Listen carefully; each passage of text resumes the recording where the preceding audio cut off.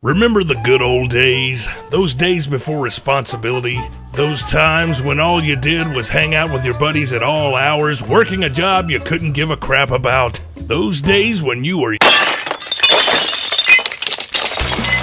young, dumb, and full of completely stupid ideas.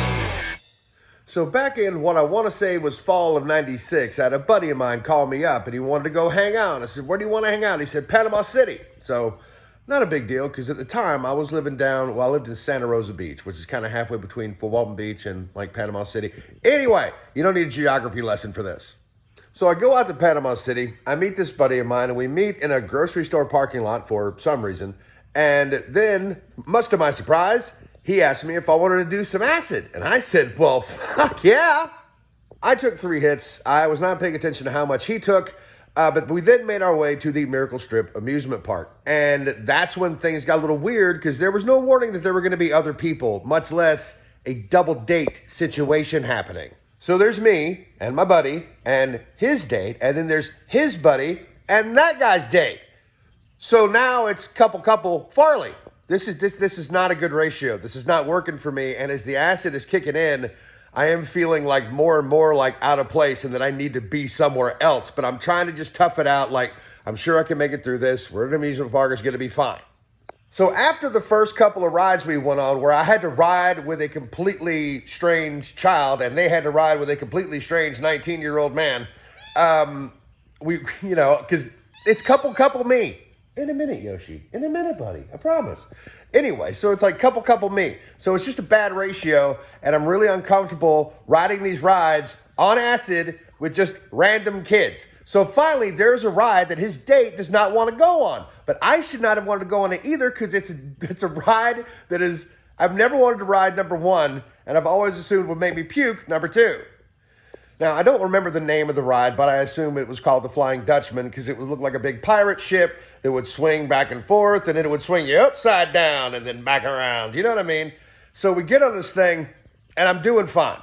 Like, the high of the acid is really not, I'm not paying attention to what my tummy is feeling or what my inner ear is telling me. But the ride's almost over, and it starts to slow down, right, as you're going back and forth and back and forth, and it was the slowdown that got me. So I wind up just puking on my shirt. And of course, everybody around me can hear me puking because I can't puke in silence.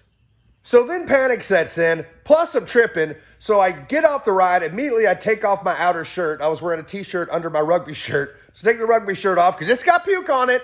And I go over and I'm just like, just over like in a corner, away from people, just kind of spitting and trying to forget that I just puked on a ride and everybody's like screaming and laughing at me right now. And so my buddy goes and gets me a Sprite, thankfully. Now, while he's going to get me a Sprite, some other kid walks up and is laughing at me and asked me if I was okay. And I told him in no uncertain terms to fuck off. Yeah, his parents were really not happy about that particular altercation. But at this point, I realize I have got to get the fuck out of here. I feel so uncomfortable. And uncomfortable is not what you want to feel when you're trying to enjoy your acid trip, right?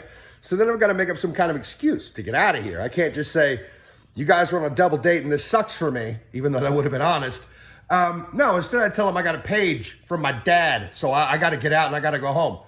Tripping balls, I'm telling these guys I got to go home and talk to my dad.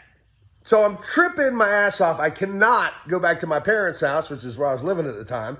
So I had to drive all the way into Fort Walton Beach, which is roughly an hour drive. Really had to try to focus. Like I just had to look straight ahead and make sure there were no lights coming my way. So I go over and hang out with a couple of friends, play some video games for a couple of hours, and then I got to go home. So I get home, and it's only like 11:30. It's not even midnight. And my dad, who was a priest, is sitting up waiting for me. And I thank God, Dad really had no idea how to identify any type of inebriation or intoxication outside of drunkenness. That would have been what he recognized. So, still tripping, I got to hear my dad talk about, nothing good happens after midnight. And I just have to kind of nod my head like, please go to bed so I can go in my room and play PlayStation until this all starts to fade. Or I can at least just enjoy it for a while and not be completely paranoid. And after that, I really didn't hang out with my buddy very much outside of the group of friends that we were both a part of. Do you know what I'm saying? Because that was just not a good experience, and I was like, I don't think I want to hang out with you outside of this particular group of people. Now, I wound up making a mistake in breaking that particular rule, but that's a story for another time. I'm Farley. This has been Young and Dumb, and as always, don't do anything you hear in this little segment because dumb is in the fucking title.